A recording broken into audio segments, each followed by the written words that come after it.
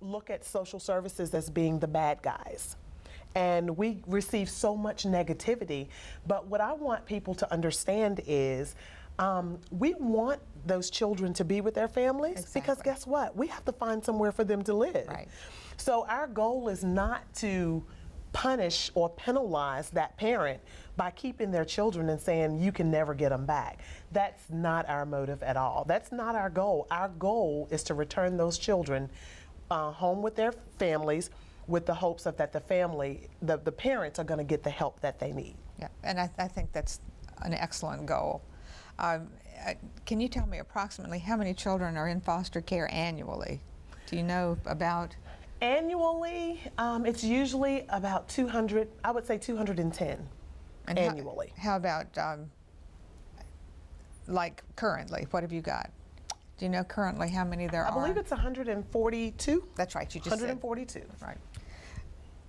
What kind of services are provided to the family in trying to get these kids back into the home? Okay, we have so many services that are available to our parents, from parenting classes to counseling far as anger management, drug and rehab. We have so much to offer.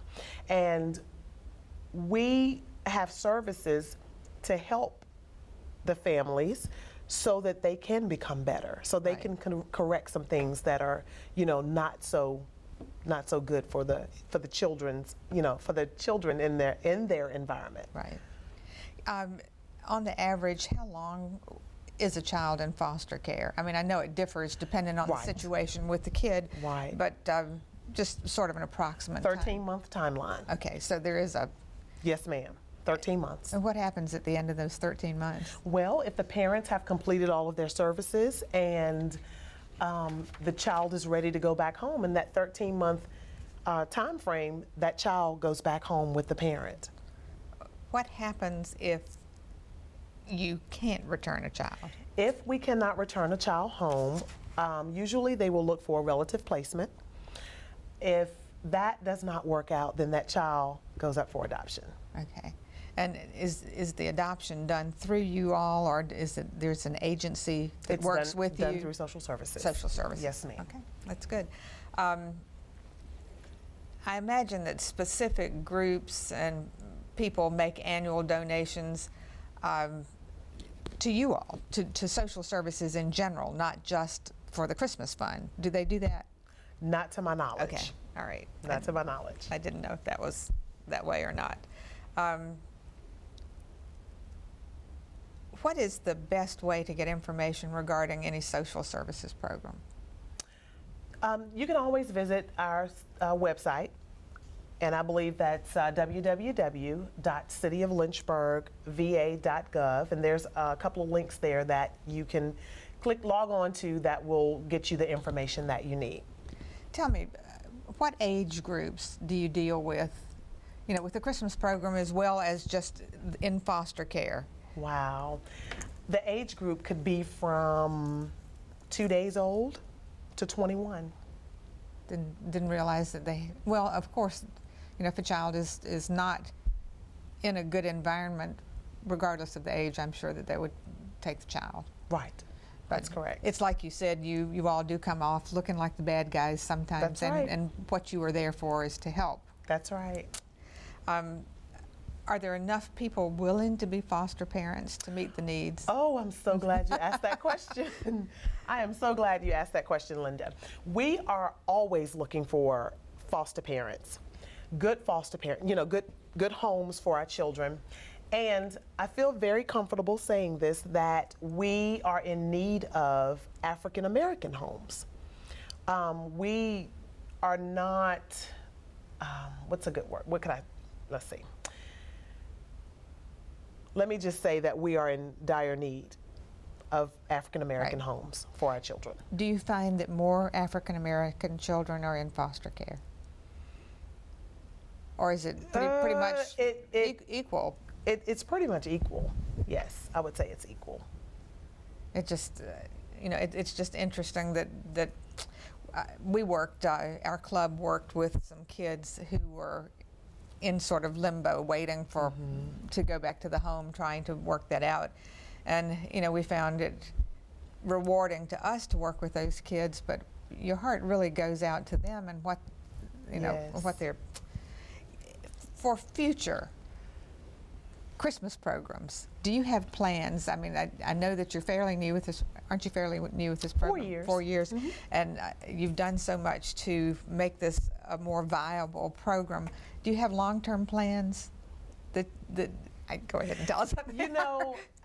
I have to be honest and say, I have always said that if I changed jobs, I would always, even if I volunteered, I would still be willing to run the Christmas program for social services, just because of the joy that it brings to me. So I would continue to do this until, I guess, God called me home. Right. And it's just a part of my heart. I mean, it's just something that I thoroughly enjoy doing. And you're really dedicated. I am dedicated. To this. If you could tell our audience one thing about your program, the thing that makes you keep coming back every day. That'll be easy. Just the mere fact that on Christmas Day, even though I'm not there to witness the children opening their gifts, just the mere fact to think of how many smiling faces there are, how happy they are, how it takes their mind off of not being with mom and not being with dad just for a little bit. It gives me just the desire to continue. Now, I'll be honest and say I've gotten frustrated and I've gotten tired. Oh, I'm sure. But every time I get frustrated and I get tired, I think about the children, what it means to them, regardless of whether they know where it came from or not. That's not my concern. My concern is that it came. It came. You're right. I think that's great. It's, I just think it's a special thing that you're taking care of these kids, and I'm just delighted to have you on the show to be able to tell the public. The public may not know that this program is there, and if you get a chance, if they get a chance to contact you, I hope that they do that and ask questions about next year if they can't do anything for this year. Absolutely, absolutely. And tell us where your facility is located. We are located at 99 9th Street, which is right in front of Amazement Square. We're in between Amazement Square and the Wachovia Bank. Okay. Something else I wanted to ask you, do you ever have any personal interaction with these kids? Yes, ma'am, I do. Okay. Yes, ma'am, I do, because like I stated earlier, that my job, I also observe visits and do visitations with families. So yes, I do interact with the children, but I'm more geared towards the older children. Okay. Something else I don't know if I've asked you, I may have. I was going to, do the kids get counseling? Yes, ma'am, they do. The ones that need it, yes, ma'am, they do. To deal with, being in their situation and. Yes, ma'am, they do. Well, I'm glad that you do that too. Go ahead. Yes, ma'am. I was going to ask you if I could just kind of say something in reference to our teenagers. Please. I've gotten a little feedback from the stockings that we hang on the tree.